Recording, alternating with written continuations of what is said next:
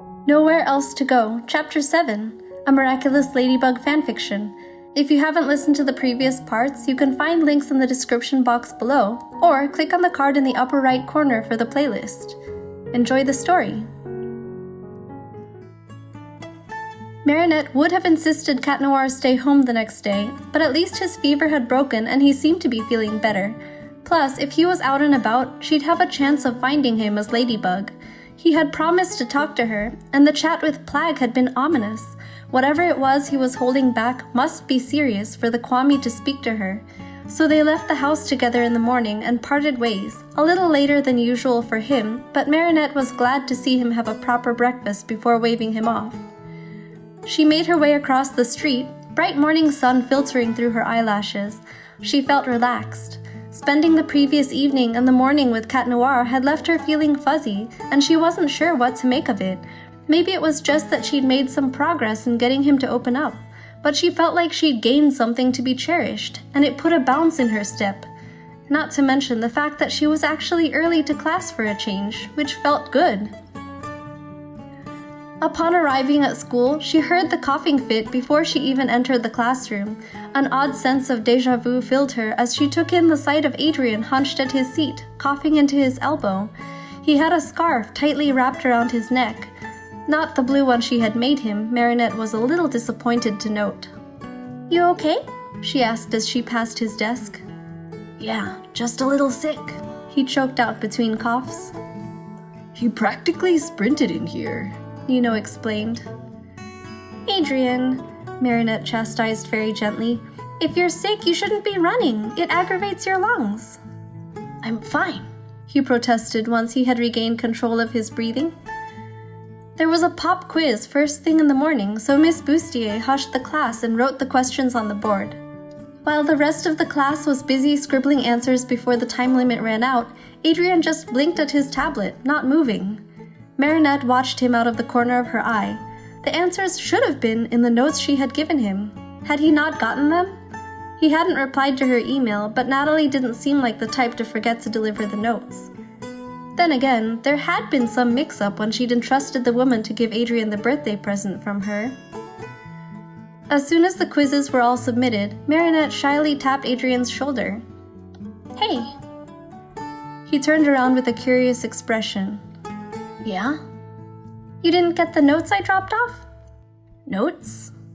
Several expressions crossed his face. Confusion, surprise, then something darker. No, sorry.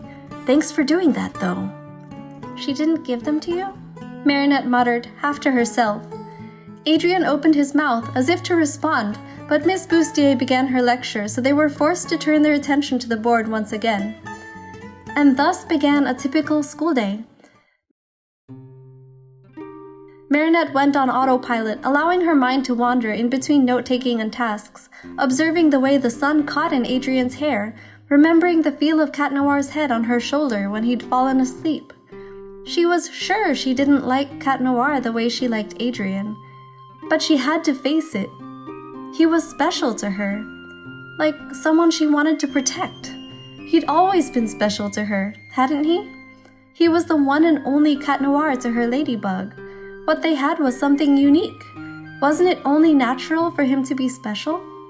Her mind wandered to the rooftop he had lined with candles for her, and his unexpected, gentle smile as he accepted her friendship after she told him she had feelings for another boy. To the Grand Paris Hotel kitchen, where she held his frozen body, a reminder that he was as human as she was under the suit. She thought about the sensation of his back losing substance as he faded away, having taken a hit for her from Timebreaker. It had been the fear of losing him that gave her the determination to win. And the sewer tunnel, where they took a breather during the Heroes' Day battle, gathering their wits to fight against a city full of villains. The two of them against the world. She had never felt more grateful to have him at her side. They'd been through a lot. Wasn't it only natural to feel some way about him? That didn't mean she liked him. Or was it possible to love someone without liking them? Marinette managed to get through her first two classes, only being called out once for being distracted. The day felt like it was dragging by. She was eager to be out of school so she could transform and go looking for Cat Noir to have the long-awaited talk. Hopefully he wouldn't chicken out this time. But she had always known him to be a man of his word. Sometimes, akumatized victims attacked in Marinette's general vicinity, meaning she found out about them firsthand. But that wasn't always the case. Sometimes she had to hear from them through news broadcasts or from the Lady blog.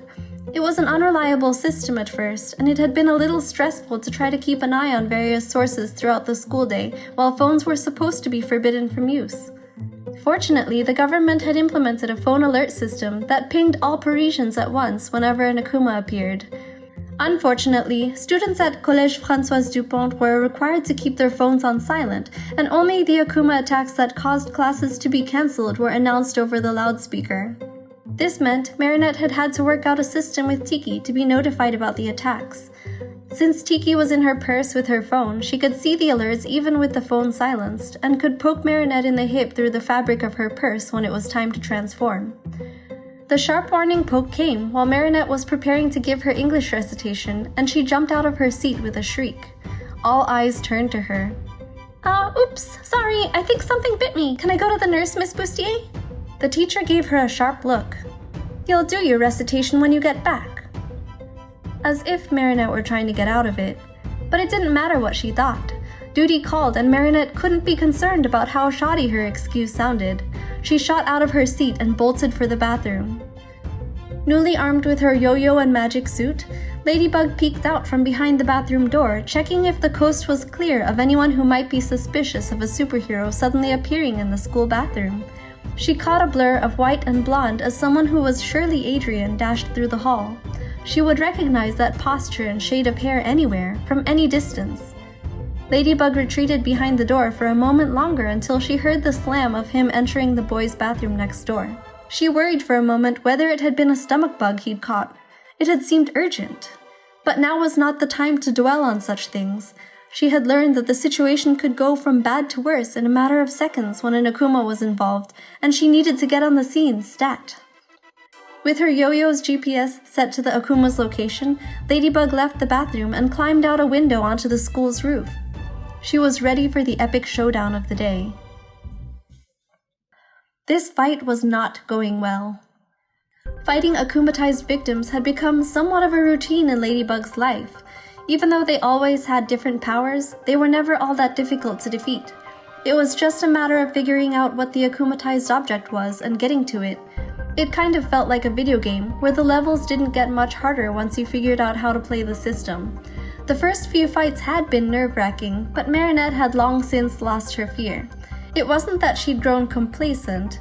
Rather, she had confidence in her ability to win, especially with Cat Noir at her side. Each filled in where the other was lacking, and they always managed to find the solution together, whether she went in with a plan or not. But this was a boss level. The akumatized victim's name was Aquarium, an aquarium manager wielding a giant fish net as a weapon, probably big and strong enough to pick up a shark.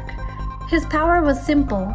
The touch of a bubble coming from the scuba mask he wore turned objects and people into marine life forms. The same bubbles, when directed at the saltwater tanks, made beautiful anemones and corals sprout up in abundance. Colorful fish, large and small, seemed to spawn from these new creations. It seemed like he had been akumatized after an incompetent employee had accidentally killed a whole reef tank by failing to regulate the water's pH correctly, and was only concerned with keeping his aquarium lively and healthy. But this time, it was not the Akuma's power that was making things difficult. He didn't make minions, he didn't affect the mind, and he wasn't allowed to hit Ladybug or Cat Noir lest the Miraculouses be transformed along with them. No, this time, the trouble was from Hawkmoth himself. Sometimes, Ladybug had wondered if he really wanted the Miraculouses at all. There were times that should have been close calls, but Hawkmoth seemed to just let the akumatized victims do whatever they wanted, stalling enough for the fight to end in Ladybug and Cat Noir's favor. Sometimes, it seemed like Hawkmoth sent out victims twice or thrice a week just to annoy them and disrupt their lives. But this time, he seemed to have stepped up his game. They were trapped, literally, and it seemed like he might actually get what he wanted.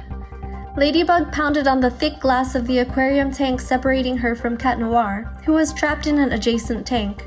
The two tanks shared a curved front pane of glass that separated both of them from the akumatized victim who was cackling at them. You should feel honored to be part of the most magnificent saltwater tank in Paris. No, the whole world.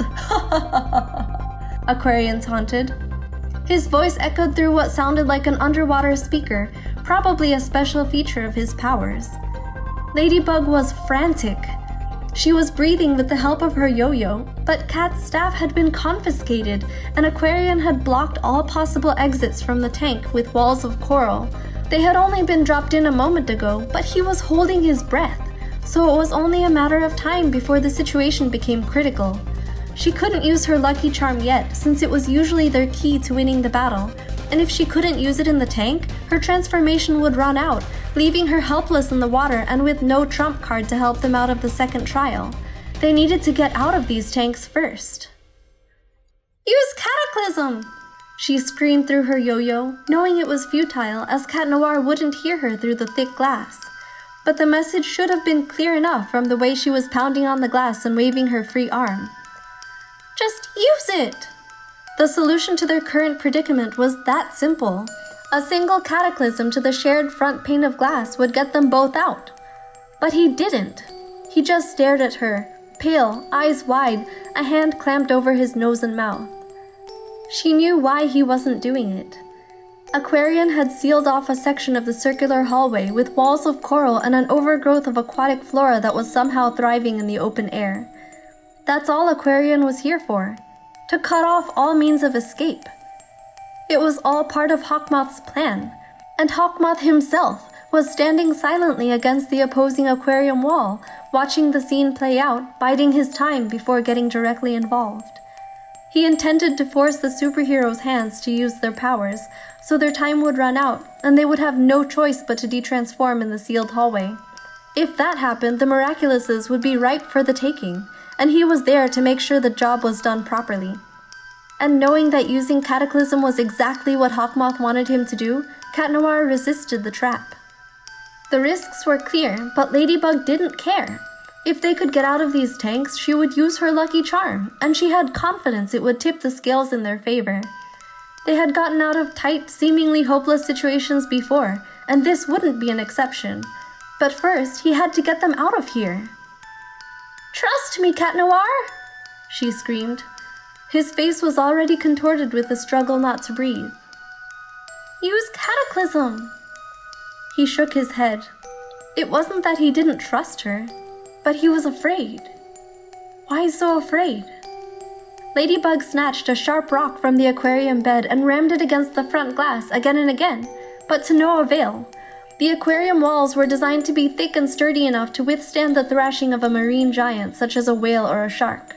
Ladybug's rock was as ineffective as tossing a pebble at a brick wall.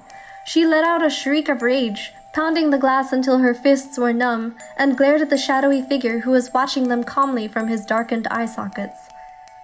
"Let us out! Hawkmoth, do you really want to kill someone?"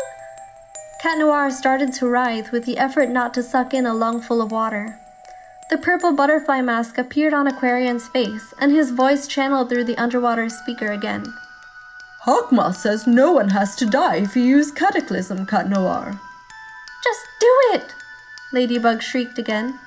She didn't want to go along with Hawkmoth's plan, but Cat Noir's life was more important. She pressed her hand to the pane of glass separating her from him and fixed him with her most earnest, pleading gaze. Face crumpled from the lack of oxygen, he met her eyes and nodded slowly. She watched in anxious terror as he removed his hand from his mouth. His lips formed the word, and he touched the front pane, which let out a hollow crack that made the water vibrate before bursting. The water flooded the hallway, coming up to waist deep before the water level began to dip as it spiraled down a large drain in the middle of the hall. "No, my precious fish!" the akumatized victim screamed, using his net to try to scoop up the hundreds of fish that were now darting about in the increasingly shallow water and drop them in the opposite tank. Hawkmoth, on the other hand, just watched Ladybug and Cat Noir. Cat Noir was on his hands and knees in the coral-encrusted rock bed of the tank still, hacking and spluttering. Ladybug rushed to his side. He hadn't been in the water long enough to inhale much, but he had already been sick to begin with. "Are you this desperate, Hawkmoth?" Ladybug growled at the supervillain, holding Cat Noir's shoulders as he coughed. "You're willing to risk someone's life to get what you want?" Hawkmoth's response was barely audible over the sound of water swirling down the drain, but the words chilled Ladybug. "Once I get my wish, my son will understand and he'll come back to me." At these words, Cat Noir's head whipped up, his eyes wide and his face twisted in horror.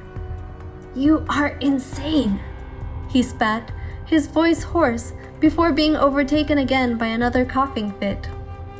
Ladybug leapt to her feet, yo-yo in hand. She felt like something was going on here that was beyond her understanding, but pieces were starting to click for her. Hawkmoth had mentioned his son, and Cat Noir had run away from home. Did that mean... Ladybug shuddered at the suspicion that snuck into her mind. Either way, one thing was clear to her. "You've gone too far, Hawkmoth." She called a lucky charm, and a container of fish food fell into her hand. Before she could think about how to use it, her arm was whacked from behind with the Akuma's fishnet, knocking it out of her grip.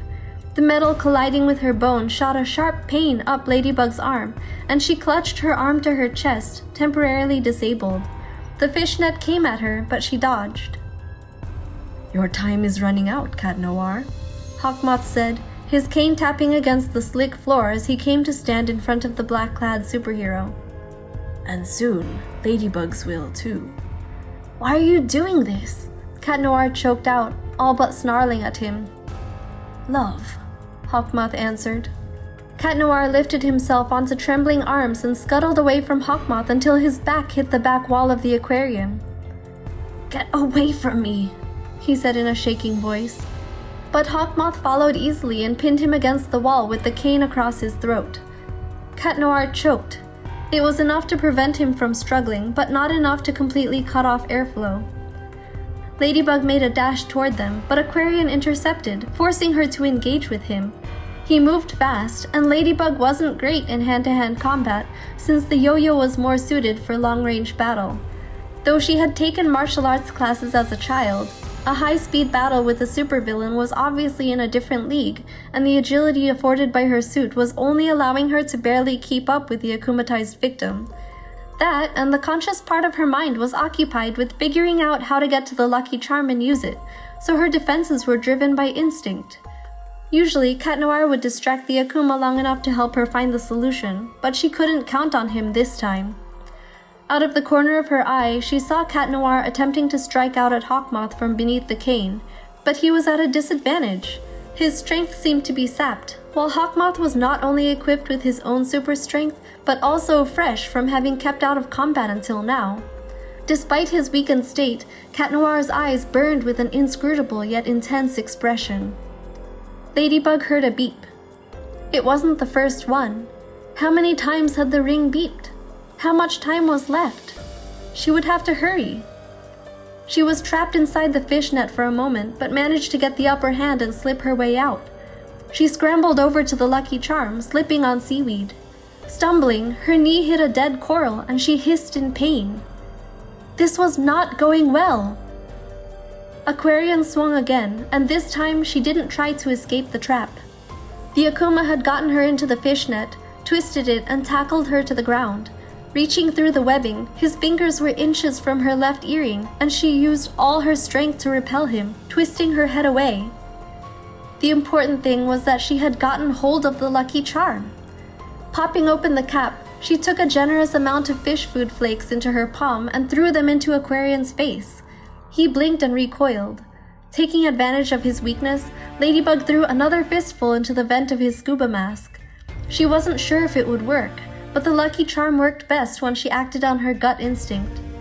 To her relief, she got the reaction she was hoping for. The victim hacked as the strong-smelling flakes entered his airway. Releasing the net, he snatched the mask off and flung it away. Throwing off the net, Ladybug dove for the mask and ripped it apart, thankful for her super strength. She cleansed the Akuma that fluttered away, and the healing ladybugs repaired the scene. Aquarium was replaced by a man wearing a wetsuit, blinking at her with a blank expression. As she moved forward to attend to the man, a wild beeping met her ears. Her heart seized. She recognized it as the final warning beep of the Miraculous. Hers still had time, so it had to be Cat Noir. A distressed sob ripped through the still air, and Ladybug whipped her head to the left, where Cat Noir and Hawkmoth were. Except, it wasn't Cat Noir she saw. "Adrien?" Ladybug cried in horror. Hawkmoth was clutching his head, eyes widened in horror, and an eerie, strangled sound escaping his throat. Adrien's expression was drained of emotion as he reached forward and plucked something from Hawkmoth's chest.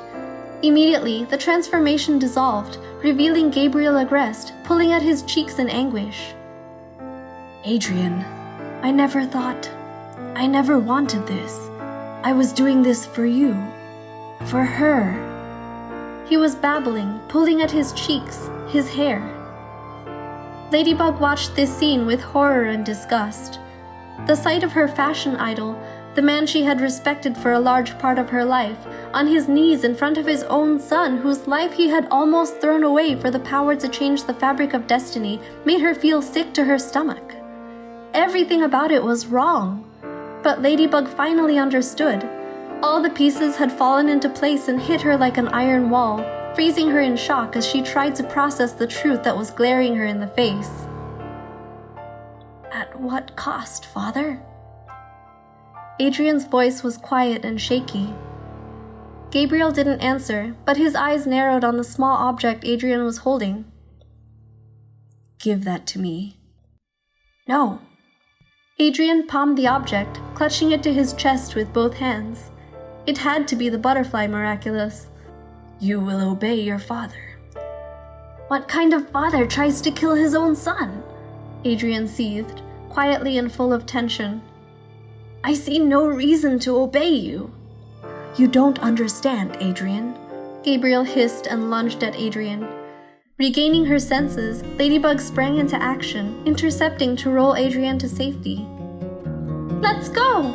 She cried, grabbing his hand and running toward the exit. As soon as they left the building, with Gabriel on their heels, she grabbed him tightly around the waist and swung them away from the aquarium as quickly as she could. As they fled, the cold front Adrien had put up seemed to shatter just like the aquarium glass, releasing an overflow of emotion. He sobbed as he clung to her, body shaking, grip weak, and Ladybug had to hold on extra tightly to prevent him from slipping from her arms. Where are we going? He choked out between sobs. Home, Ladybug answered. Thank you so much for listening to Chapter 7 of Nowhere Else to Go. If you've enjoyed it and want to support my channel, a like and a comment go a long way, and I love hearing from you guys. Well then, until next time.